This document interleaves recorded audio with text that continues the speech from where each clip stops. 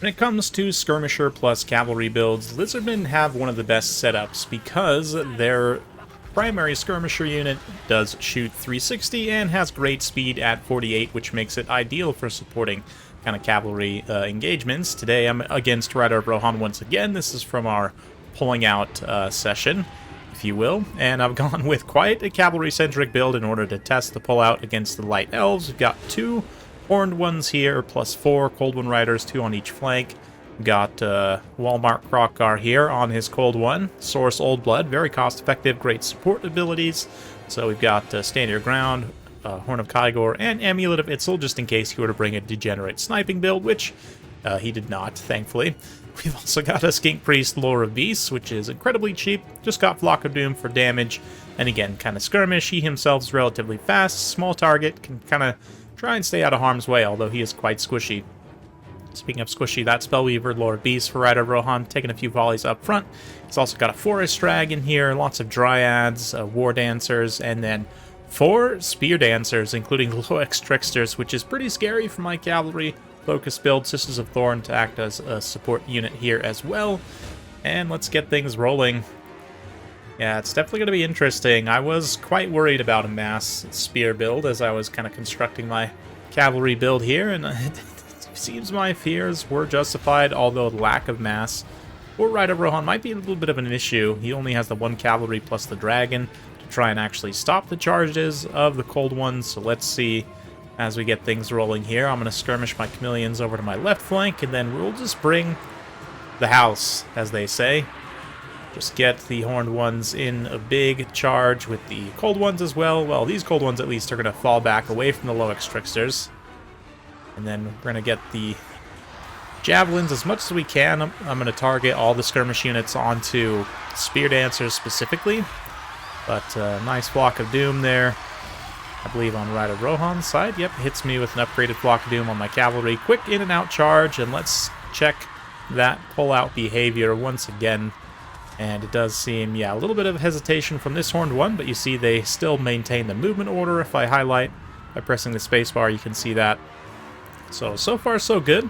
But this other flank here is just being pressured heavily by those Loex Tricksters who've taken some damage, but doing some nice cycle charging right now. And the cold ones on this flank had a little bit of a problem, although that's mostly due to Rider of Rohan actually closing the door with those War Dancers, but they're now in a great position to get shot up by my chameleon skinks there. Really nice breath attack comes in, does some very solid damage in the center of this blob, especially on those cold one riders. Follow up with quick Curse of Onrare and Flock of Doom as well. So yeah, this entire pocket just gets absolutely destroyed. Lose a couple of cold one riders there very quickly, which is unfortunate, but it is what it is at the same time. Let's get in close and watch this big chaotic brawl, as the War Dancers' low HP makes them suffer substantially in a fight like this, especially with, it has some physical resistance, which definitely helps against the actual fighting, but the low mass does mean they kind of get bullied a little bit by the Cold One Riders, even if they're doing significant damage back then, in the case of the Spears. But also, I've been able to get some really nice casts myself of Flock of Doom that you've probably seen go off. 500 value so far. So let's see how things kind of shake out here. And, yeah, some more from Rider of Rohan's side, at least. Horn of Kygor there on my units as they rush in. I'm going to have no choice but to eventually try and fight some of these spears, but a really nasty Flock of Doom on my side hits, like, the majority of Rider of Rohan's remaining army. And it's just going to do a lot of damage, especially to these, like, very low health War Dancers. It'll actually give them enough damage to rout, which is really nice. Start to actually thin out the numbers here substantially. But it's just going to be continuing cycle charging as much as possible. You can see the horned ones there. Again, a little bit of hesitation, as quite a few of the unit models from that specific unit are trapped, but more old ones rushing in the side here. Some skinks rallying to the cause. And if we take a look at the chameleons in the back line, they're having a saga all their own. Haven't really activated them heavily, and Rider of Rohan does a smart thing here. These War Dancers have no choice but to get shot up by them, so they're going to pop that missile resistance buff and just try and weather the storm as much as possible. But the fact that my chameleons are still so healthy and relatively unthreatened, it's not like Rider of Rohan has any tools for causing them harm, right? I mean, he could try and go land the dragon over there, but the dragon by itself is going to be quite vulnerable to the Skink's shooting. Doesn't have a lot of armor. Not to mention, the Spellweaver actually gets tangled up with Walmart Krokgar here, and despite the War Dancer support, still not going to be a great engagement for her as a squishy caster character. She gets absolutely mauled by Angry Lizard Bro, who's actually surprisingly not taking that much damage from the War Dancer. War Dancers, with spears specifically, maybe they have their attack orders targeted elsewhere. But yeah, thankfully for me, it really hasn't taken too much damage. Stand your ground. The Amulet of Itzel was already used, I believe, in part of that. So it's possibly why, yeah, use is down to 0. He took so little damage. Was that 60% damage resistance? Of course, but another big block of doom here. And Rider Rohan's doing a nice job of cycle charging with his dragon, but that's kind of the only thing left going for his build here. As, well, he's got some Dryads here in hot pursuit of the Chameleons, causing them some harm, and kind of pressuring them, forces me to move them a little bit closer, which I honestly probably should anyway.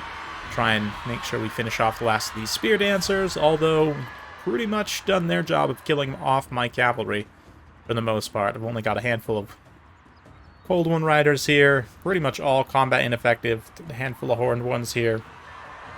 Really not doing great, but I guess when it comes to protecting my lord, which is quite important, finishing off those War Dancers is still a pretty primary objective. In that sense, a little bit of Flock of Doom from Rider Rohan targeting the Chameleons. They'll take that damage just fine, they've got plenty of HP to give.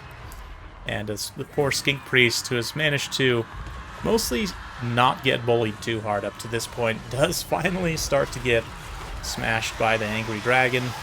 But then in the background, or in the foreground, rather, the Old One's going to finish off the Spellweaver, send her packing to the hills. So with her out of the picture, it's pretty much just the dragon left, which it's, I mean, completely healthy. I've basically been ignoring it this entire time, but it actually hasn't done that much in terms of damage value, so I feel like it was probably fine to mostly just ignore it.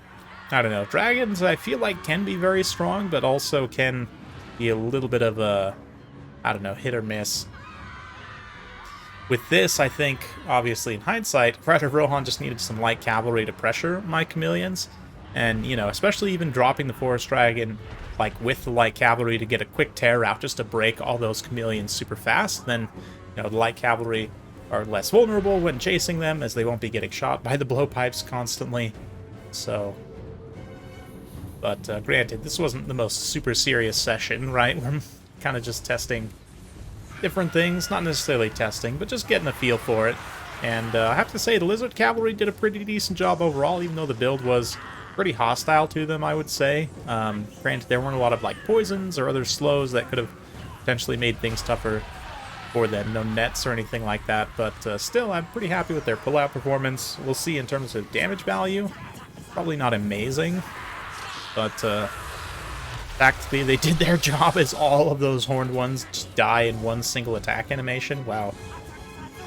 Not have a lot of HP left. And poor Skink Priest, yeah, shows his squishiness by just getting completely KO'd in this endgame, but thankfully the triangle of Chameleon Skinks have enough ammunition to finish off the Forest Dragon. The Old Blood chases off Spellweaver, and that's going to be a victory for me. Well played, Rider Rohan. It's definitely a fun one, and it's interesting to see. I mean, Horned ones, the Cold One Riders, again, none of them actually paid for themselves, but tactically the disruption was great, and just kind of the bullying of the infantry here to a degree. Yeah, Chameleons all pay for themselves, but really, the MVP by far for me is this Skink Priest of Beasts. I mean, Flock of Doom is just such a nice spell against these more expensive but lower HP units that kind of rely on their high melee defense and physical resistance to not take so much damage.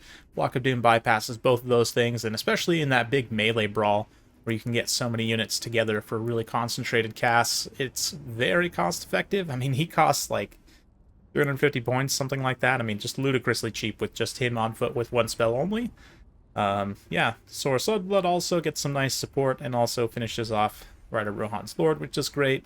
Get some good value on the javelins throwing at the Spear Dancers there. So overall, I would say build worked pretty well. Now, granted, you could certainly engineer a Wood Elf build that would give this major problems, but as it is, it's pretty solid. Zone Spellweaver got lots of value as well on Flock of Doom casts, so definitely just a spell to be bringing right now for consistent AoE damage. Sisters of Thorn also paid for themselves, which is nice to see. Dragon actually got decent value by the end of it, but still not enough to pay for itself. And then I was able to limit the War Dancers very heavily, which was definitely favorable for me, obviously. The Spear Dancers in particular didn't get much value, which was kind of a main fear of mine in constructing this build. Originally, I actually didn't have the Chameleon Skinks. I had some other kind of skirmish elements, and I thought, you know what, let me just be sensible and bring the best skirmisher Lizardmen have, which is certainly the Chameleon Skinks. But anyway, hopefully you guys enjoyed watching that one. If you do like this sort of content, be sure to like, subscribe, hit that bell notification button. Every time I upload a new video, you'll be notified. Thanks again. We'll see you next time.